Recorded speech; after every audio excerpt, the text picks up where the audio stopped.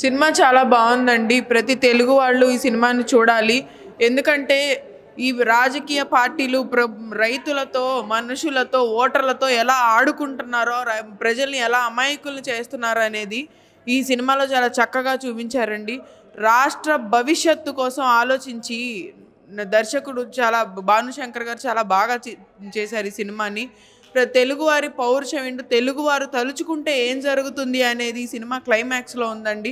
ఆ తెలుగువారి పౌరుషం చూపించడానికైనా సరే ప్రతి తెలుగోడు ఈ సినిమాని ఆదరించాలని కోరుకుంటున్నాము. ప్రతి ఒక్కళ్ళు రైతుల బాధలు, వాటితో పాటు ఆంధ్రప్రదేశ్ ప్రజల కర్తవ్యాన్ని ఏంటో, చేయాల్సిన కర్తవ్యం ఏంటో కూడా ఈ సినిమాలో చూపించారు.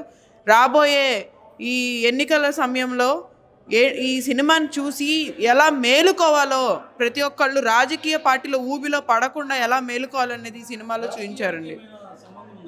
ఏ మాత్రం సంబంధం లేదండి. ప్రజల జీవితాలతో, ముఖ్యంగా రైతుల జీవితాలతో ఆడుకుంటున్న ఒక రాజకీయ పార్టీ కాబట్టి, ఆ రాజకీయ పార్టీ ప్రస్తావన తీసుకొచ్చారు కాబట్టి, ఇది సినిమా రాజకీయాలకు సంబంధించినది కాదు, ఇది రైతులకు సంబంధించింది అని మొదటి నుంచి చెప్తూనే ఉన్నారు. అలానే ఇది రైతుల బాధలకు సంబంధించిన విషయం. ఆ రైతుల సమస్యని ఎలా పరిష్కరించుకోవాలో, ఏ విధంగా పరిష్కారం చూపించాలనేది చూపించారండి. ప్రతి ఒక్కళ్ళు కూడా సమస్యను చూపించే సినిమాలే తప్ప సమస్యకి పరిష్కారం చూపించే సినిమా అండి ఇది. కాబట్టి ఈ సినిమాను అందరూ చూసి ఆదరించాలని మేము కోరుకుంటున్నాం. నిజంగా ఏదైతే అమరావతి రాజధాని ఉద్యమం గురించి, లేకపోతే ఒక రైతుల కష్టాల గురించి ప్రజలకు తెలియనటువంటి విషయాలు, ఆ బాధలు, ఆ వ్యధల్ని కళ్ళకు కట్టినట్లుగా చిత్ర బృందం, ముఖ్యంగా డైరెక్టర్ గారు చాలా అత్యద్భుతంగా వెండితెర మీద ఆవిష్కరించారు. అదేవిధంగా సమస్యల మీద, సమస్యను ఒక్కటే చూపడం కాదు, పరిష్కారం కూడా ఏ విధంగా ఉండాలి. అమరావతి రాజధాని అనేది కేవలం కొన్ని గ్రామాల సమస్య కాదు. రాజధాని అనేది మన బిడ్డల బంగారు భవిష్యత్తుకి పునాది లాంటిది. అది ఒక ప్రజా రాజధాని. ఆ రాజధాని రాష్ట్రానికి తల లాంటిది.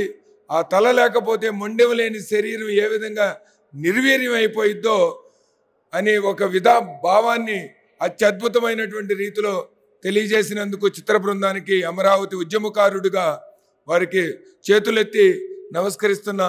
ఎందుకంటే ఈ సినిమా తప్పనిసరిగా ఈ రాష్ట్ర భవిష్యత్తుని మార్చడానికి ఒక సువర్ణ అధ్యాయంగా ఇది నిలిచిద్ది. ఇది సినిమా అని చెప్పడం కంటే ఇది అన్టోల్డ్ స్టోరీ కింద ఒక వాస్తవికతని ప్రతిబింబమైనటువంటిది. ఈ తెలుగు ఇండస్ట్రీలోనే రాజధాని ఫైల్స్ ఒక సువర్ణ అధ్యాయం నిలిచింది. ఇది సూపర్ డూపర్ హిట్ అవ్వాలని ఆ భగవంతుని కోరుతున్నాం. అసలు రాజకీయాలకు ఎటువంటి సంబంధం లేదు. ఇక్కడ సమస్యను మాత్రమే చూపించడం, యథార్థ సంఘటనలకు ప్రతిరూపమే ఈ సినిమా.